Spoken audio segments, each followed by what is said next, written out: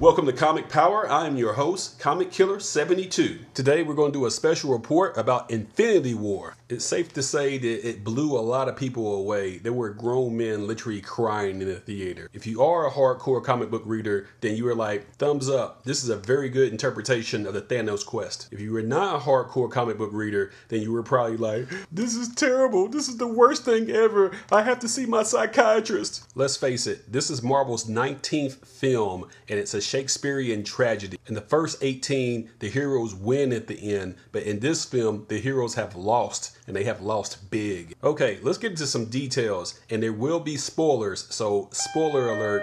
Spoiler alert, if you haven't seen the film yet, and what are you waiting on by the way, that this report does have spoilers. Do not watch this video until you have seen the movie. Alright, now here we go.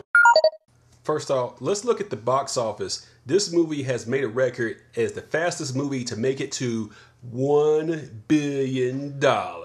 As a matter of fact, it did that in just 11 days. That's just insane. My prediction for the lifetime of this movie and its full run is $2.4 billion. We'll see if it gets there. For those of you who are not used to seeing our heroes lose, think of Infinity War sort of like The Empire Strikes Back with Star Wars. The Rebels took some very heavy losses in that movie and it looked like all was lost. However, the next film was Return of the Jedi, where they rebound and wound up winning the day. So Avengers 4 will be similar to that. So if you think of it that way, then you won't need the Xanax pills and everything's gonna be okay. Yes, Thanos did succeed in getting all 6 Infinity Gems, and yes, he did wipe out half of life in the universe with a snap of his finger. And yes, heroes like Bucky the Winter Soldier, Nick Fury, Falcon, Groot, Star-Lord, Mantis, Doctor Strange, Black Panther, and even Spider-Man disappeared. But you're extremely naive if you think these characters are actually going to be dead. First off, Doctor Strange, Spider-Man, and Black Panther have been confirmed to have sequels. You can't have a sequel in which the main character, which the movie is named after, isn't even in the movie. Just relax a little bit.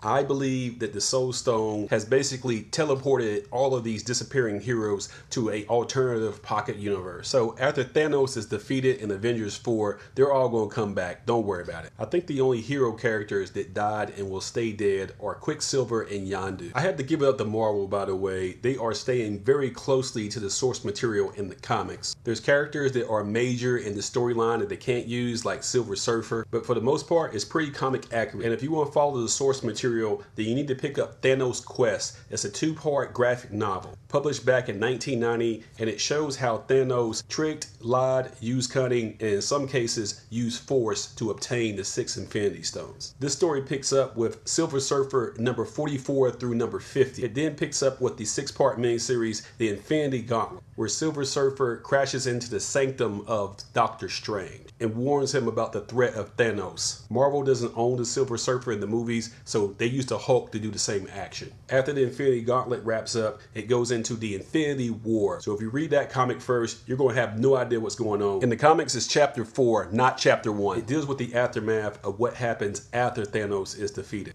And it involves Adam Warlock, a character that has not been completely revealed yet in the MCU, but he's been teased in both Guardians movies. So once again, if you want to read the source material from the comics, pick up Thanos Quest, Silver Surfer number 44 through 50, the Infinity Gauntlet 1 through 6, Infinity War, and lastly, Infinity Crusade. Now let's look at some individual storylines within the movie.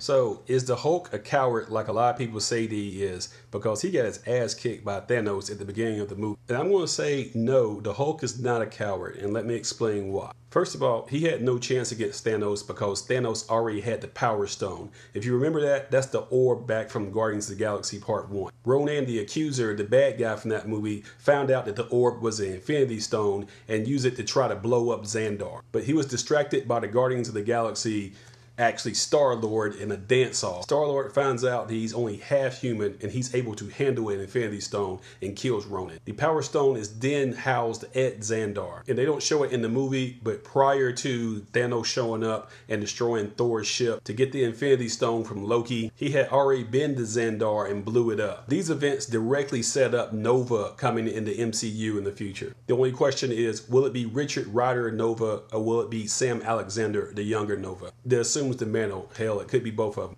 So back to the Hulk and him being a coward and refusing to come out when Banner most needed him. So yes, he did get beat up by Thanos, who was powered by the Power Stone. But in the Battle of New York and the Battle of Wakanda, Thanos wasn't even there yet. So you think Hulk would be scared of minions of Thanos? He wouldn't be. Hulk would smash. The issue with the Hulk is he's tired of Banner bossing him around. And what I think is going to happen in Avengers 4 is Banner and the Hulk are going to separate. And the Hulk is going to become World Breaker Hulk. This too has a comic book source. This Hulk is even stronger than before and cannot be reasoned with. So we'll come back to this next year and see if I'm right. That brings us to Stormbreaker Thor. Talking about powerful, I don't think we've ever seen Thor at this level of power. Remember in Ragnarok, he just assumed the Odin force after his father died. So he's already more powerful than he was in the first 2 movies. After meeting the Guardians of the Galaxy and some very funny banter, he travels with Groot and Rocket the rabbit to visit a giant dwarf who successfully makes the Stormbreaker hammer when it looks like all is lost. And despite of Thor's badassery, it's already too late. Thanos has the 6 Infinity Stones. The Stormbreaker hammer was associated with Beta Ray Bill. That's the horsehead Thor. His image has been teased, but he has not showed up yet in the MCU. Another big reveal was, where was the Soul Stone all this time? Well, it turns out that Gamora actually knew where it was. And if she doesn't give it to him, Thanos is going to torture and kill her sister Nebula right in front of her eye. We find out the Red Skull still exists, and he's sort of like the gatekeeper for the Soul Stone. And he informs Thanos that he must sacrifice someone he loves to obtain it. So he winds up sacrificing Gamora. Darth Vader blew up a planet to teach his daughter a lesson and killed billions. But Thanos actually killed his own daughter to obtain a weapon that could kill trillions. Advantage? Thanos.